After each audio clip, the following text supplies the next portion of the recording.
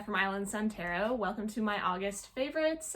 I know I say this every month, but I can't believe that another month has gone by. Before I know it, it'll be Christmas. I have a little bit less to share than normal because I had family in from the mainland this month and I was just enjoying their company and sharing the island with them. So let's just get started. First, I have the, no surprise, the Animal Totem Tarot by Lisa Robertson. I kind of feel like it wasn't necessarily a break. I think I was just excited about some other decks, and so I just wasn't using it as much as I normally would. But I love the artwork, and this is definitely a year-round deck for me, for sure.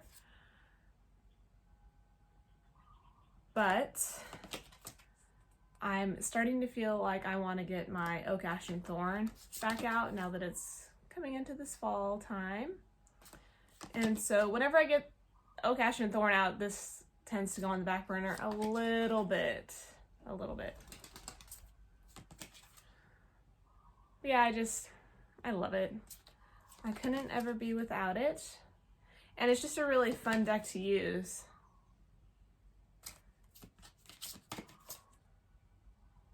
My kids like looking at the artwork on this one too. They've been obsessed with playing this memory game, and it's like you're matching the animal to its habitat. So they've been all about the different animals this month especially. So yes, the Animal Totem Tarot, in love with it. If you've been on this channel for a minute, you know that this is one of my favorites. And then keeping the theme with the Animal Tarot, I have the Spirit Song Tarot by Paulina Cassidy. I love this deck too. The artwork is gorgeous. I definitely just love the animals that were chosen for each card, for both decks really. And this one is just so detailed. It's really gorgeous. I love using the guidebook for this one too. You definitely don't have to. There's enough on the card. So here we have the moon, and it gives you imagination and perception. So this is probably one of the only decks that I don't mind the given keywords down at the bottom. Maybe one or two cards, there'd be one word that I don't necessarily agree with, but for the most part, everything's pretty spot on, and I think that's what I love about this deck so much. And for me, even though the artwork is busy, it still feels very tranquil. And then I also feel like it really just draws you in, and there's a lot to enjoy on each card. So pretty. Oh, I love this for Temperance.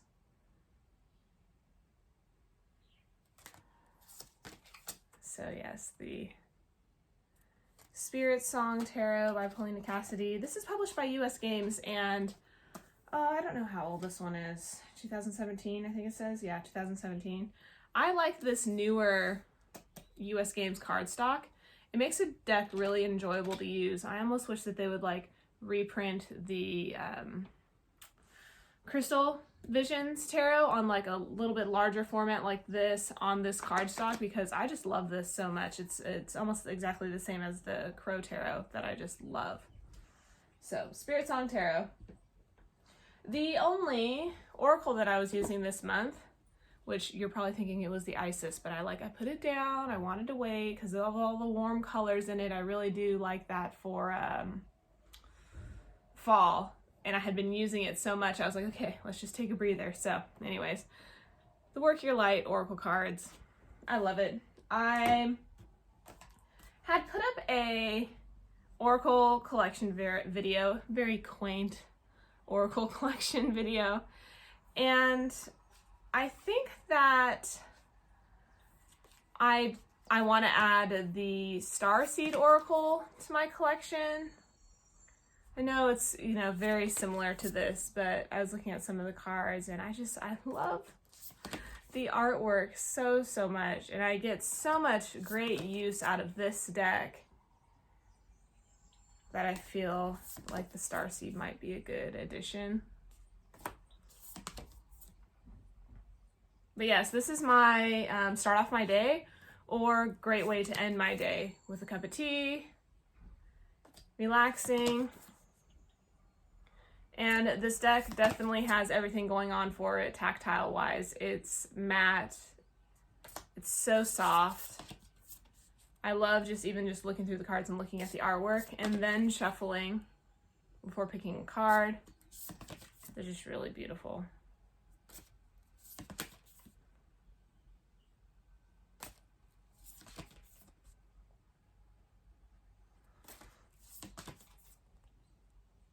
So the Work Your Light Oracle, I'm in love with it. I know that just naturally I'm gonna kind of stop using it a little bit as it becomes sort of this fall time, which is fine. I might even just miss it and use it anyways, but I have a feeling it's all gonna be all about the Isis Oracle soon, even though I feel like I use that deck for most of the summer. So Work Your Light Oracle, love it. It's by Rebecca Campbell with art by Danielle Noel, and it's published by Hay House. Lovely deck. It's absolutely gorgeous.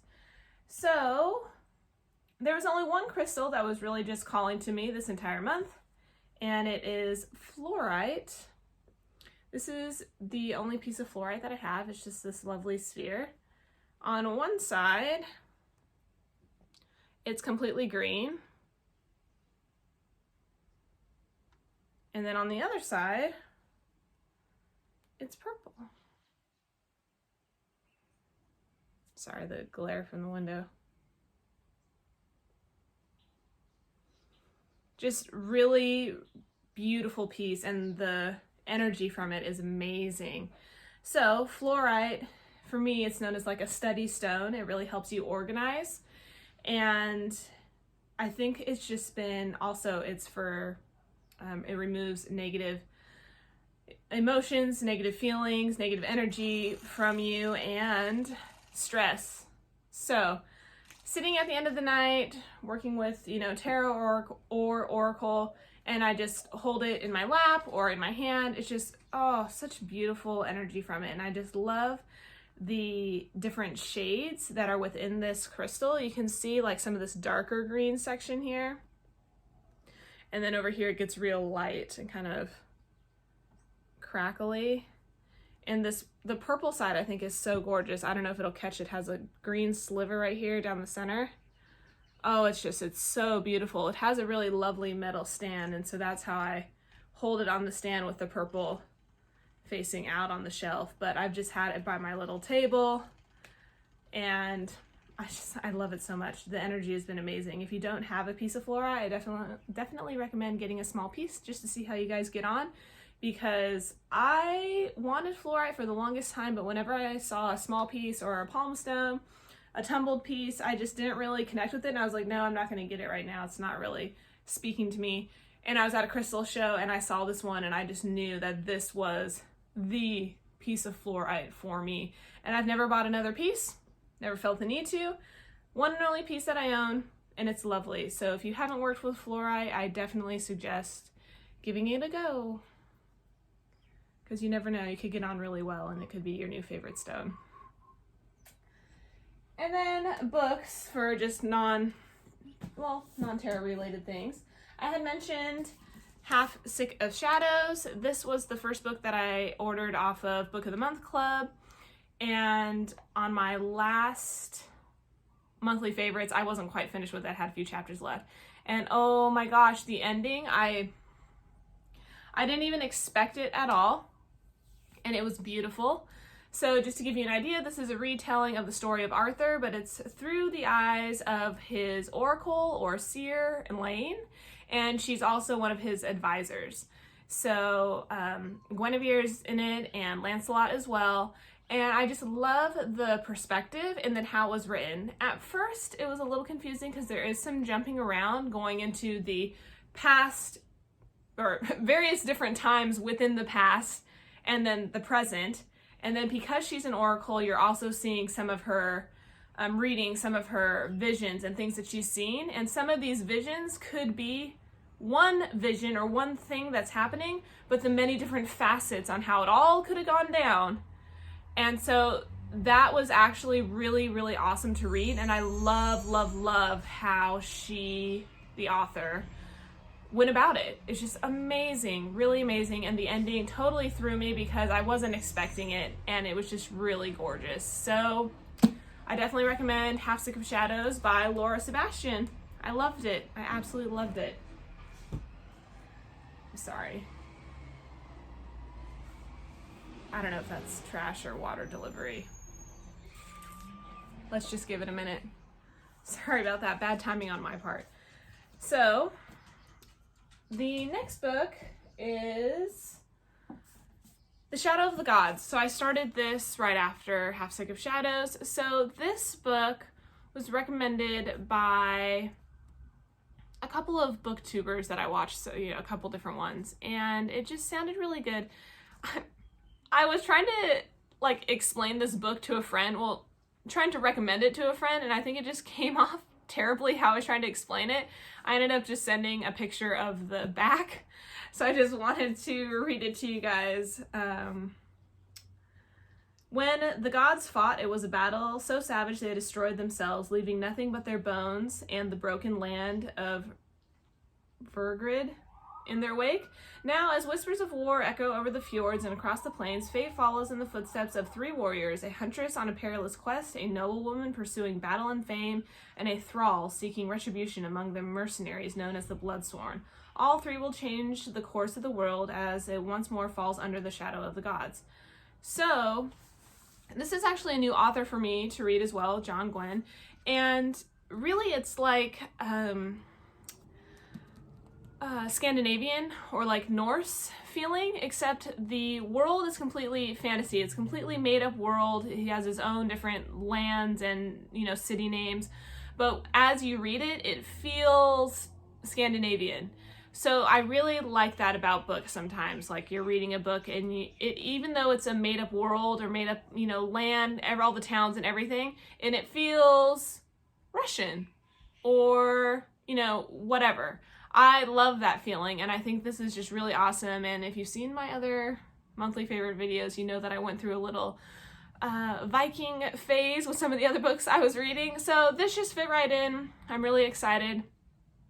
Besides branching out and doing Half Sick of Shadows, before that I had just been plugging along on some other series where I already knew the author and it's just a longer series, or rereading a lot of books that I've already read. So it was nice to read a couple of books by new authors that I haven't read before, and both of them are excellent. I'm not quite finished with this yet, but so far so good, and it is supposed to be the first of a trilogy. So yes, it's the first in the Bloodsworn trilogy, and it came out just this year.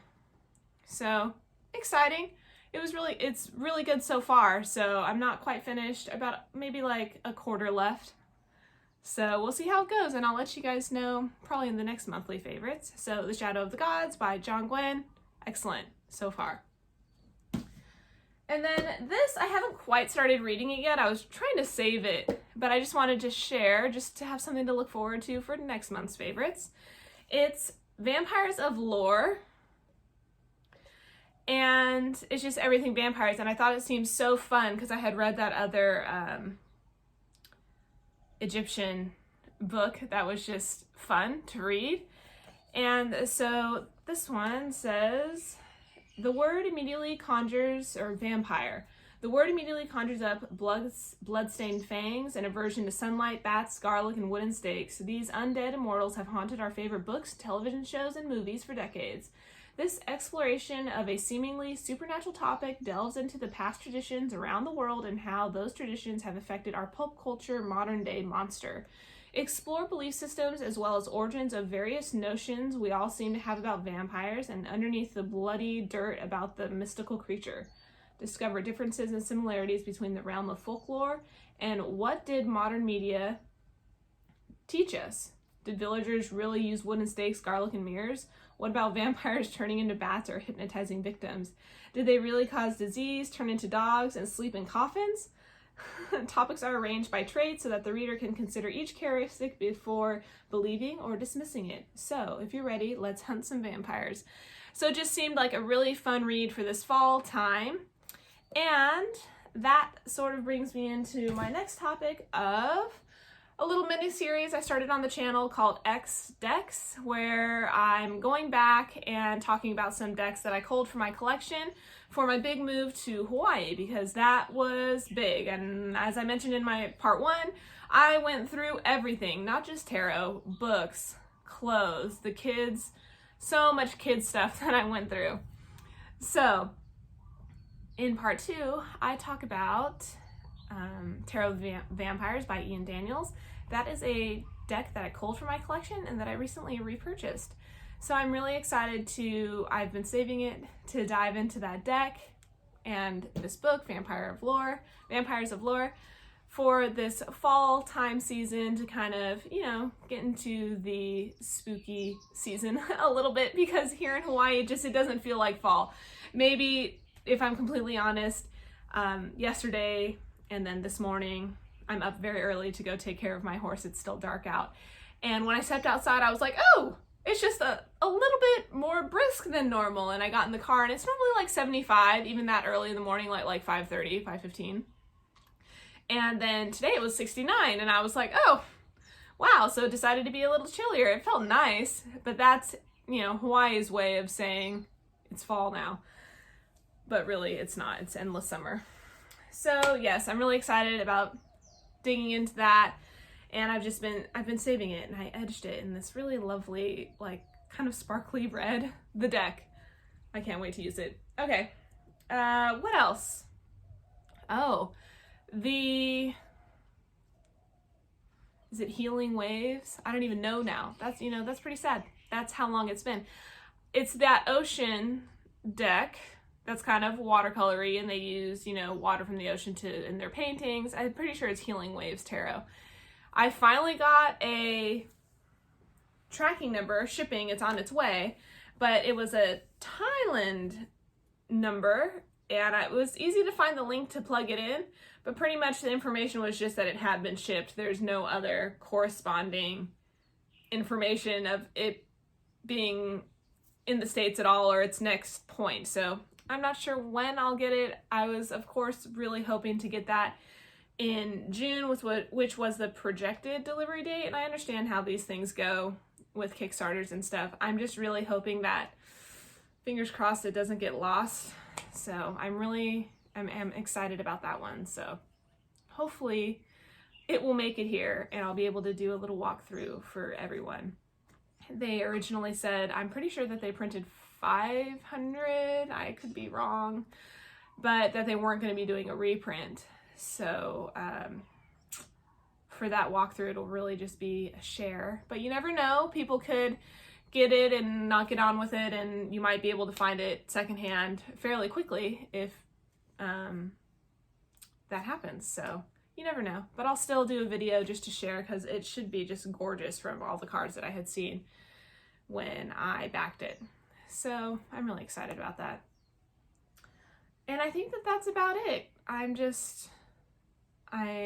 homeschooling my kids this year, and I adamantly refused to start school in August. Both my parents are teachers, and they went back like the second week of August, and I was just like, no, I'm not doing it. So I'm starting the Wednesday after Labor Day, just like when I was in school. I really feel like it's still summer and it's not time for school to start yet.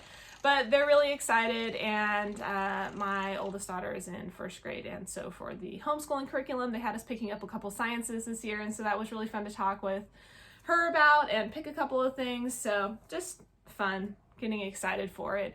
And of course, my kids are still asking me how many days until Christmas, and before we know it, in September, it will only be 100 days until Christmas, and they'll be so excited. So that's fun. Alrighty guys, that's it. August favorites. I hope you enjoyed it, and I will see you for the next video. Bye!